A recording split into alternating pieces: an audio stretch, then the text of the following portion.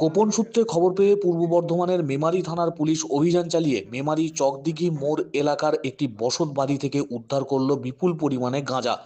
প্রায় 47 কেজি গাঁজা উদ্ধার হয়েছে বলে জানা গিয়েছে। গোয়ালঘর থেকে আনুমানিক 41 লক্ষ টাকাও উদ্ধার হয়েছে এবং বাড়ি থেকে এক মহিলাকে গ্রেপ্তার করা হয়েছে বলে পুলিশ সূত্রে জানা গিয়েছে। মহিলার নাম সঙ্গীতা সাহানি। বাড়িটিকে সিল করা হয়েছে ইতিমধ্যেই। পুলিশ সূত্রে খবর, এর আগেও সঙ্গীতা সাহানির মাকে একই অভিযোগে গ্রেপ্তার করা হয়েছিল। দীর্ঘদিন ধরে এই কাজের সঙ্গে যুক্ত রয়েছে তারা। ধারণা করা হচ্ছে জেলার বিভিন্ন প্রান্তে এই গাঁজা খুচরো এবং পাইকারি মূল্যে ছড়িয়ে দেওয়া হতো। এই গাঁজা চক্রের সঙ্গে আর কারা যুক্ত রয়েছে, কোথা থেকে গাঁজা নিয়ে আসা হতো, কোথায় কোথায় সরবরাহ করা হতো, চক্রে আর কারা কারা জড়িত, সমস্ত বিষয় খতিয়ে দেখছে পূর্ব বর্ধমান জেলা পুলিশ।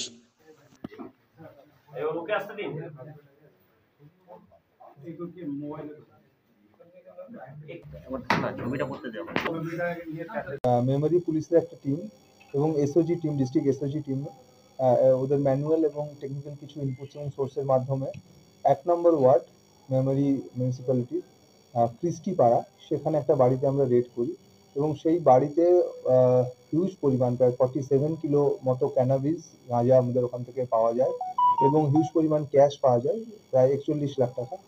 পরবর্তীকালে এসডিপিও সদস্যদের নেতৃত্বে পুরো জিনিসটাকে সিজ করা হয়। যেহেতু হিউজ পরিমাণ ক্যাশ ছিল, আমরা ব্যাংক অফ বরোদাকে একটা রিকুইজিশন করি এবং সেখান থেকে কাউন্টিং মেশিন আসে এবং তাদের এক্সপার্টরা আসে এবং তাদের উপস্থিতিতে পুরো ক্যাশটা কাউন্টিং করা হয় এবং সিজার করা হয় প্রপার প্রসিডিওর মেনে। আর যে গাঁজা যেটা ছিল তার মধ্যে আমরা সেটা ওখানে সঙ্গীতা সাহানি, যার এক্সক্লুসিভ পজিশন থেকে এই পুরো গাঁজাটা আমরা পাই এবং সেখানে বেশ কিছু ওরা ছোট কিছু পুড়িয়া ছিল, কিছু বড় পুড়িয়া ছিল এবং কিছু 1 কিলোর প্যাকেট করা ছিল। ওর কাছ থেকে জিজ্ঞাসাবাদে ও কনফেস করে এবং ওর কাছ থেকে জানা যায় যে বড় পুড়িয়া যেগুলো ছিল ওগুলো প্রায় 100 টাকা করে ও বিক্রি করতো এবং যেগুলো ছোট পুড়িয়া ছিল সেগুলো 50 টাকা করে বিক্রি করতো।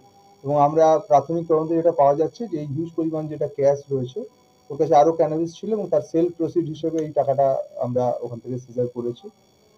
আমরা আরো এনকোয়ারিতে জানতে পেরেছি যে এর আগে এর যে মা ছিল এই মহিলা সঙ্গীতা সাহানি, লালপুরি সাহানি, তাকেও এর আগে এনডিপিএস কেস করা হয়েছিল এবং সেও এই ব্যবসার সঙ্গেই আগে যুক্ত ছিল। তো আমরা আশা করছি আমাদের তদন্ত চলবে এবং আরো যদি কেউ এর সঙ্গে জড়িত আছে বা আরো যদি কোথাও আরো কিছু ক্যানাবিস স্টোর করা আছে, তো আমরা আশা করছি এবং হোপফুল যে আমরা খুব সহজে সেগুলোও আমরা তদন্ত করে সেগুলোকে আমরা সিজ করতে পারবো।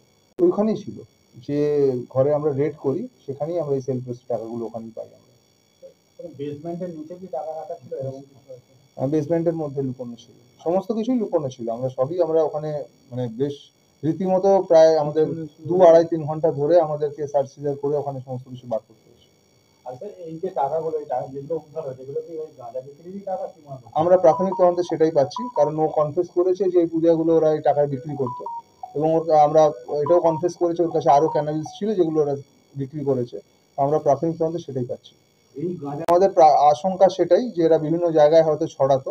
আমরা আরেকটু তদন্তে এগোলে আমরা সেটা বলতে পারবো, আমরা তাই আশা করছি। স্যার উদ্ধারকৃত গাঁজার আনুমানিক বাজার মূল্য কিরকম?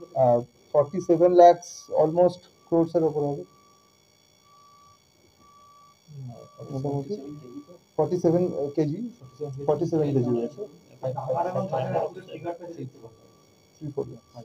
15 lakhs কোথা থেকে আনতে গাঁজাটা?